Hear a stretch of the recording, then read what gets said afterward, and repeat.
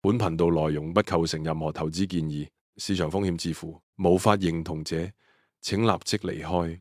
Yo，歡迎大家，我係 New Type Ape 阿龍。呢個頻道會記錄低我嘅交易思考同埋股票心得，有時仲會涵蓋埋其他話題。我主要交易美股正股啦，加密貨幣都會接觸下啦。好多人會覺得只係炒正股，唔玩期權，唔玩合約，贏唔到大錢。嗱，我要更正你哋呢種可能導致你哋蝕大錢嘅觀念嚴重，甚至可能變負資產、失去生存動力，即係變咗要去 IFC 表演空中飛人嗰啲啊！最近大家應該聽到唔少爆倉經歷，係 Binance 度好容易睇到呢啲一個又一個血嘅教訓。佢哋都係曾經一時風光，有啲仲有上萬個追隨者。只係因為一個重大嘅漏洞、風險與能力不對稱，一次嘅黑天鵝事就可以令佢哋難以翻身。而呢啲都只係冰山一角啊，都未計追隨佢哋嘅人，又係另一個故事。講個可能幾難聽嘅比喻啊，販毒係會招致幾十年監禁啊，甚至死刑啊，但係可以發財啦。你會唔會去做啊？如果你係爛命一條，能力只容許你用呢種方式賺錢，不怕失去一切，或者你相信你係強運加持，神明保佑你呢個被選中嘅人，你係萬中無一嘅，即管去做。呢個永不言敗嘅喬治，號稱散戶嘅精神領袖，成功自己創造一個傳奇嘅起點，準備表演絕地翻生。見到呢類人，只能祝佢好運。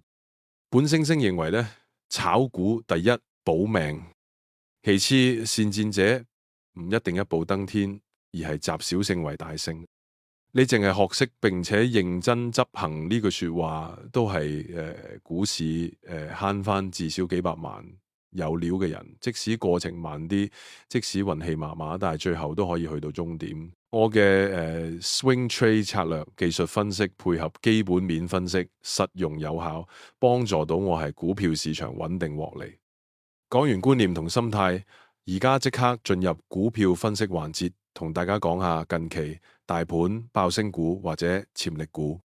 第一集大放送啊，價值10萬蚊嘅技術分析 MPMP Materials Corp 近期嘅爆升股，日視圖見到彩虹排列，白、藍、黃、紅，近期超級強勢。呢種形式爆發咧，可以有好多種進場方式。近期至少6個入場點，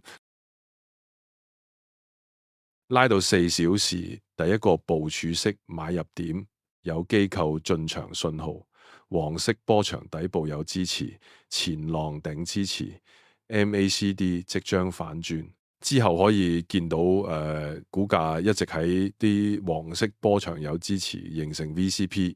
之後再突破，亦都有大成交量突破，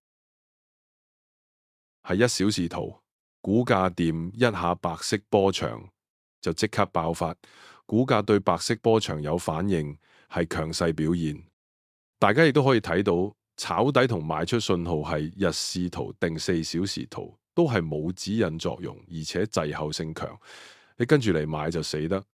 第二隻。CRML Critical Metals Corp 啦，呢隻你錯過前期部署，而家爆升到咁樣，你都幾難買入，除非你願意承受更多風險或者有翻咁上下技術。8至9月嗰陣呢，你見到佢形成發散型彩虹啦，即使唔買已經可以留意定佢啦吓。如果早期買入咗，可以選擇跌穿白色波長止賺，踩入藍色波長再買入。3小時圖。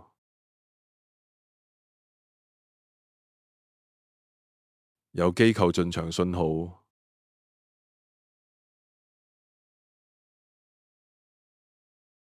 黃色波長有支持，買入後揸實。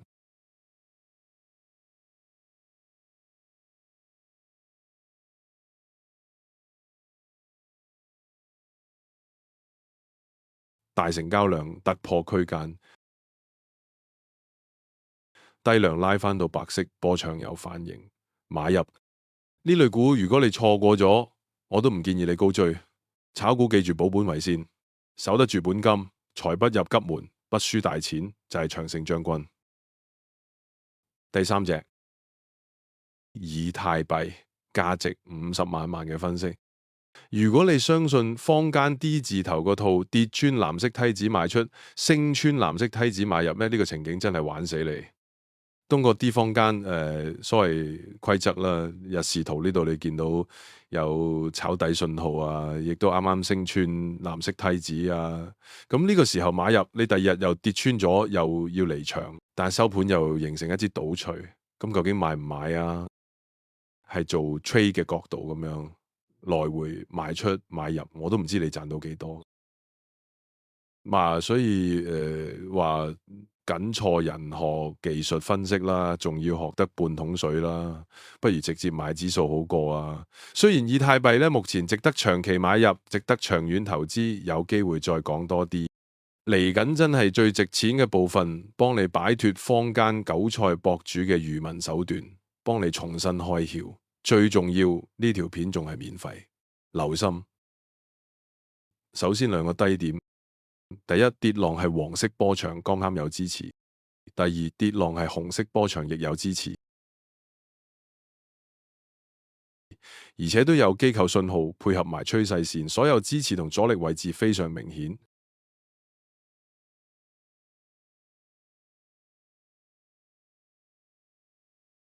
呢個炒底信號出現嘅位置已經離我所畫出嘅底部有一段距離。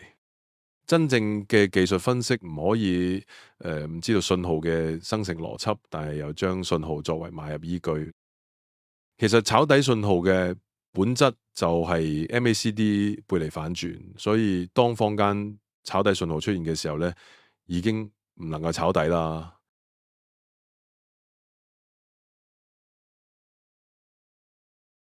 因為佢係有呢支綠燭之後先有呢個炒底，而唔係有炒底之後先有綠燭先。所以經我改良嘅指標，舊信號會以反轉顯示，而且當失效嗰陣，亦都會有所顯示。我哋跳到4小時圖，更仔細觀察呢兩個低點，我哋會見到失衡點嘅標示。失衡點嘅邏輯其實就係大戶故意打破你原有嘅技術同價格預測，有機會再詳細講解當中邏輯。出現失衡點後，股價好可能進一步下跌。但係如果股價企穩，而同時你有其他技術支持，呢一跌好可能係最後一跌。簡單嚟講，呢個先係真正嘅炒底信號。第一集短短地講住3隻先啦，今集已經塞咗好多錢俾大家，當係積下功德，造福下人類啊。反正我個頻道唔係叫人跟單，我係想大家學識思考，授之以魚不如授之以漁。你簡單唔明白我嘅思考過程，你可能會不明不白咁贏錢，但係你遲早都會不明不白咁輸錢。認知水平決定你嘅賺錢高度。當你睇到呢條片嘅時候，我呢啲股可能已經升完或者跌完。出影片就係有滯後性，最緊要係你有技術，學識本源嘅判斷，咁啊冇滯後性咯。而且聰明嘅人類觀眾，呢條咁精彩嘅片，絕對係唔會睇一次就算，而係會翻睇多幾次，發掘更多影片入邊無名氏嘅細節。係會認真學習股票呢門藝術，而唔會諗住淨係抄股票名、抄號碼、買股票當買彩票咁樣。本源當初就係本住一個糾正歪風嘅心，講真話、傳真學，先開始拍片。呢個係我其中一個宗旨。當然，知識同技藝有價，世界冇免費午餐。如果你想獲得更全面教學、更加快嘅消息同 update、更深入學習股票呢門藝術可以聯絡本源傾傾。今日係咁多，記得 like 同 subscribe，按埋個鐘仔。我係 New Type 員阿龍，我哋下集見。